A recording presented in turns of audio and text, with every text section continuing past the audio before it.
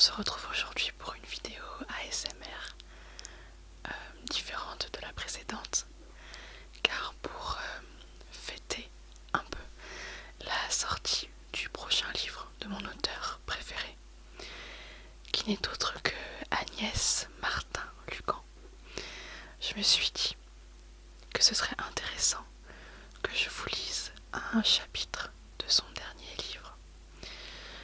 Alors son prochain livre, sa sortie a été un peu retardée à cause des événements actuels, comme vous le savez.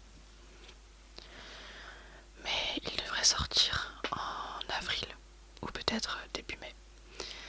En tout cas, je suis très pressée de pouvoir le lire, car j'ai tous les livres de Agnès Martin-Lugan.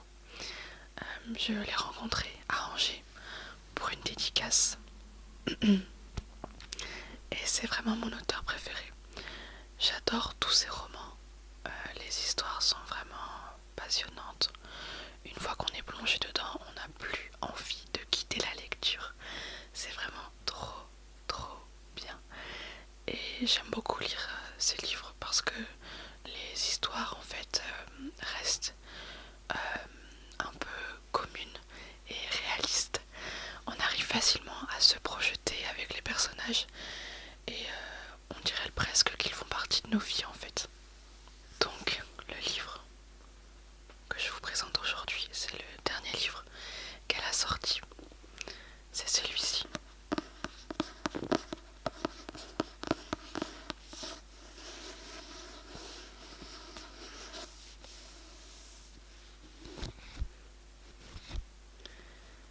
Donc il s'appelle À la lumière du petit matin. C'est ça.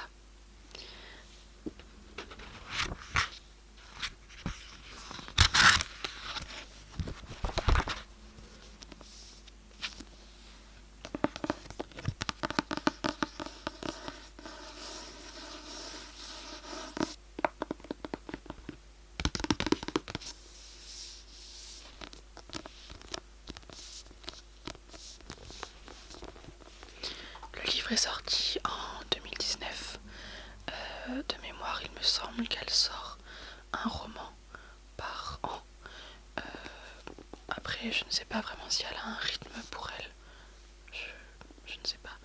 Je la suis sur Instagram et donc je peux savoir quand le prochain livre sortira ou bien si elle a prévu des dédicaces, etc. Et heureusement, car je compte bien la rencontrer de nouveau. C'est vraiment une auteure que j'apprécie tout particulièrement. Je ne l'ai pas précisé, mais c'est une auteure française.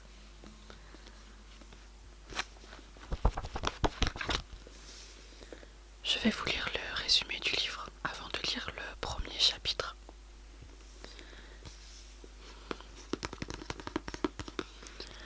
À l'approche de la quarantaine, Hortense se partage entre son métier de professeur de danse et sa liaison avec un homme marié. Elle se dit heureuse. Pourtant, elle devient spectatrice de sa vie. Et elle peut à peu gagner par un indicible vague à l'âme qu'elle refuse d'affronter. Jusqu'au jour où le destin la fait trébucher. Mais ce coup du sort n'est-il pas l'occasion de raviver la flamme intérieure qu'elle avait laissée s'éteindre? Peut-on être heureux quand on se ment à soi-même?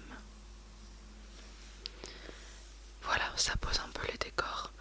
Et ce que j'aime également dans ces livres, c'est qu'il y a toujours une réflexion sur la vie, sur les relations sociales, les relations avec les autres et le métier, l'environnement de chacun. Et donc ça nous permet, au travers d'une histoire, de nous-mêmes en fait se remettre en question. Et je trouve vraiment ça d'autant plus enrichissant. Donc je vais vous lire le premier chapitre du livre.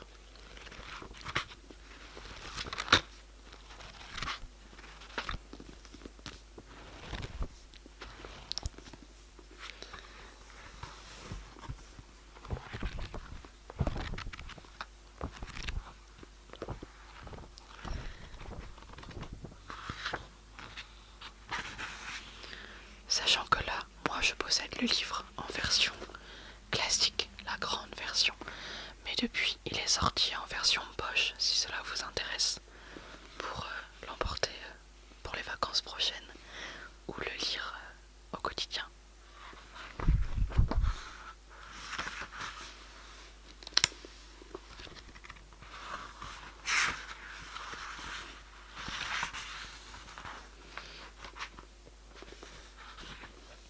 On va commencer la lecture.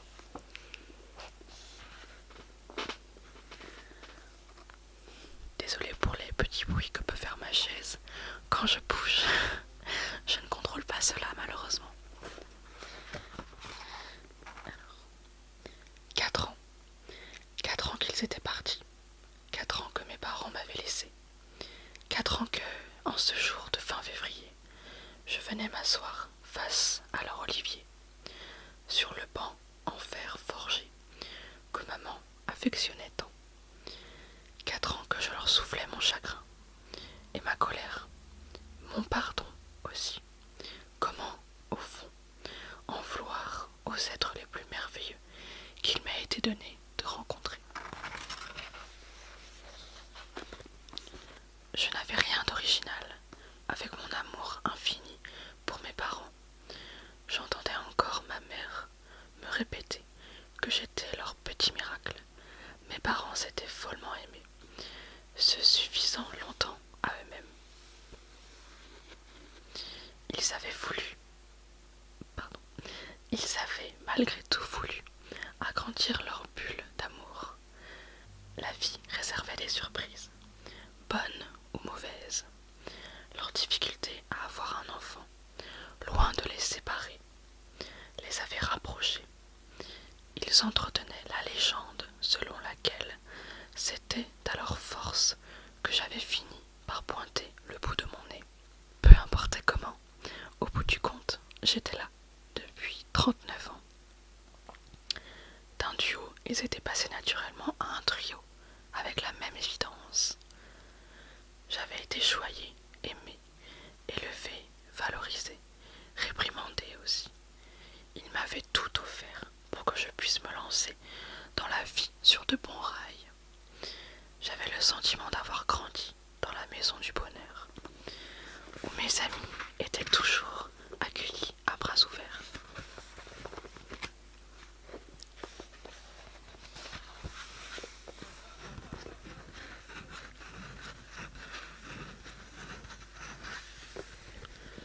Grâce à mes parents, à la liberté de penser qu'ils m'avaient accordée, j'avais pu me chercher, me trouver et me permettre de découvrir celle que je voulais devenir. Et puis un jour, ils avaient appris qu'une saloperie rongeait les neurones de maman, les uns après les autres. Bientôt, elle ne se souviendrait de personne, pas même de qui elle était. Bien sûr, pour me protéger, ils me l'avaient cachée, se transformant en de merveilleux acteurs. Maman avait toujours été tête en l'air. Et avec papa qui veillait au grain, dès que je leur rendais visite, je n'avais rien vu venir. Je vivais loin d'eux, à Paris. Et lorsque je descendais à la maison, dans le sud, ils mettaient toute leur énergie dans la bataille pour préserver leurs secrets. Certains diraient que je n'avais pas été très attentive.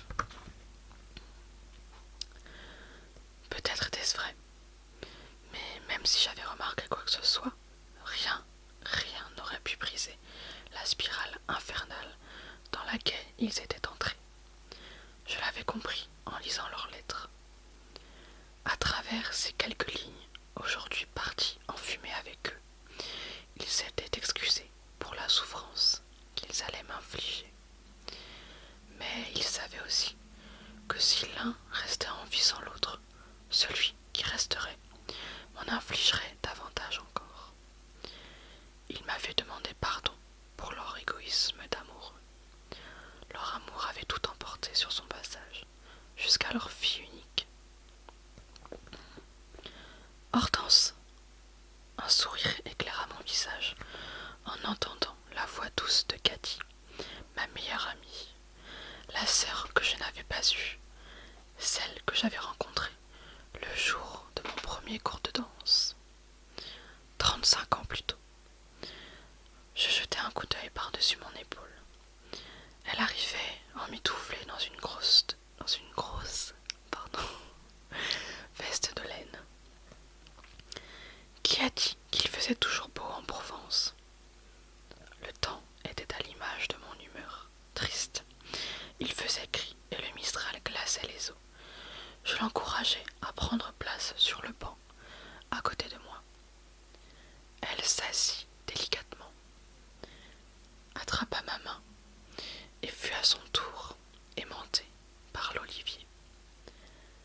C'est dommage que tu ne puisses pas rester 1 ou 2 jours de plus, murmura-t-elle.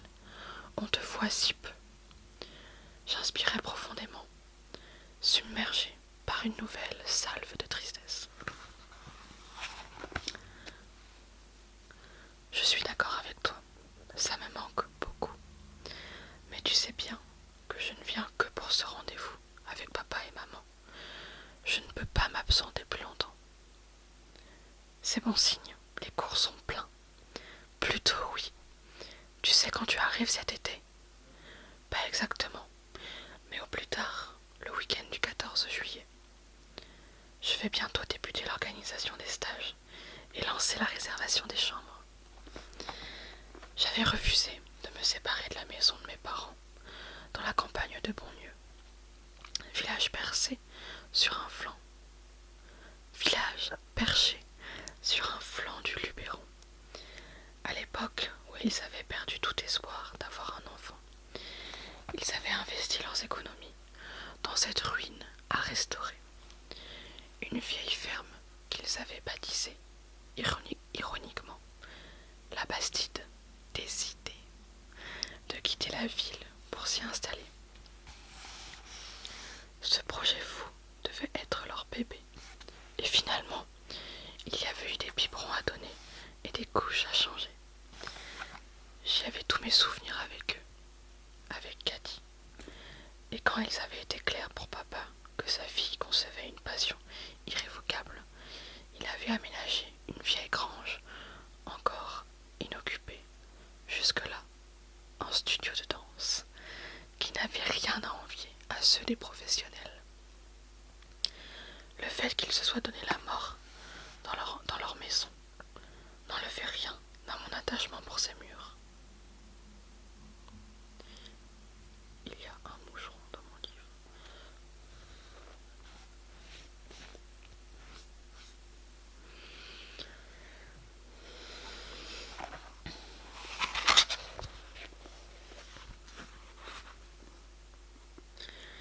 Ils s'y étaient aimés, ils m'y avaient conçu, ils m'y avaient aimé. En leurs cendres reposaient au pied de leur olivier. Comment aurais-je pu envisager que les étrangers prennent possession de cette terre et de ces pierres? Tu as fait le tour de la maison, sans qui, Cathy? Tout va bien? Chaque fois que je venais rendre visite à l'olivier de mes parents en février, elle et Mathieu, son mari, m'accueillaient dans leur petite maison de village. Il aurait été ridicule et trop lourd d'ouvrir la maison pour 24 ou 48 heures. J'adorais ces moments chez eux, toujours empreints de douceur, de paix, de sérénité.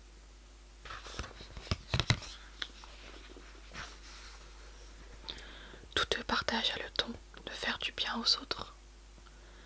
Par un geste, une petite attention aussi, toute discrète soit-elle, ils redonnaient de la joie au cœur le plus meurtri. La naissance de leur fils 5 ans plus tôt n'avait rien changé à leur manière d'être. Leur ouverture et leur générosité envers ceux qu'ils aimaient n'en avaient été que renforcées. Les entendre me parler de leur vie, simple, proche de la nature, qui était pour moi symbole de pureté, me comblait. Cathy était apicultrice et Mathieu avait son entreprise d'élagage. Elle supporte bien l'hiver, je trouve, lui répondis-je. Tu connais ta maison. Dès que les températures remontent, on viendra régulièrement l'ouvrir et l'aérer.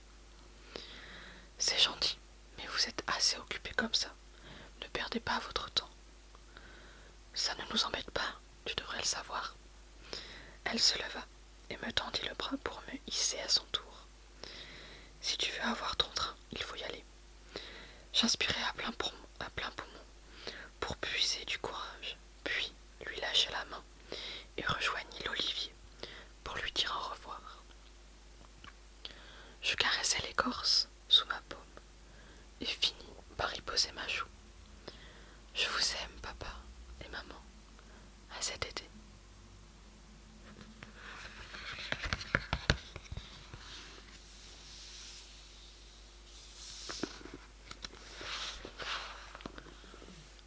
À cet été, à cet été, à cet été. Ça me fait penser aux prochaines vacances, à la plage, au soleil et à la chaleur, que nous allons bientôt pouvoir retrouver.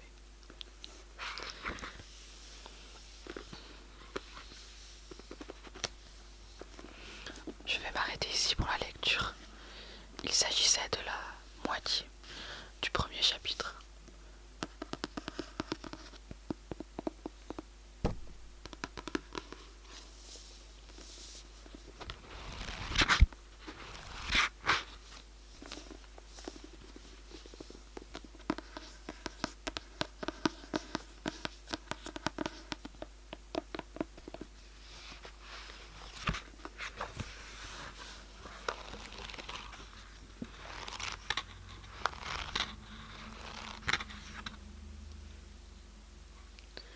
N'hésitez pas à me dire en commentaire si vous lisez également cet auteur et si ces romans vous plaisent ou si au contraire vous ne la connaissez pas.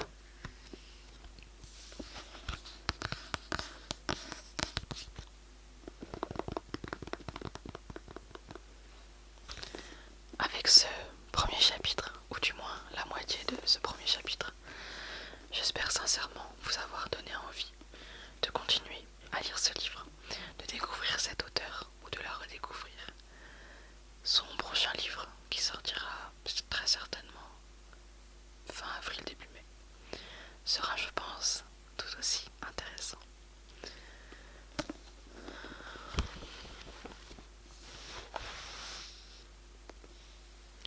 En tout cas, je serais curieuse d'avoir vos retours concernant l'auteur, le livre ou toute autre chose.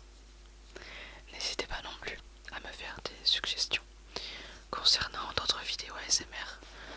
Je suis très curieuse d'avoir de nouvelles idées et de pouvoir découvrir d'autres possibilités.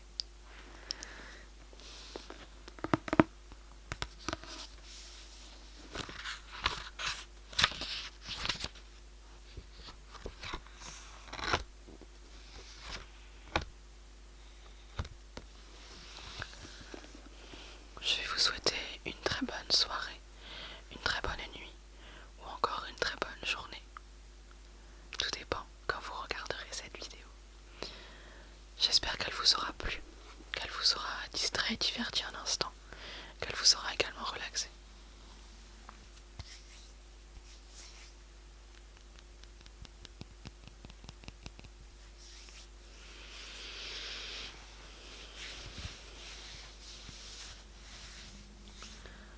On se dit à bientôt et merci d'avoir regardé cette vidéo. Prenez soin de vous et de ceux que vous aimez.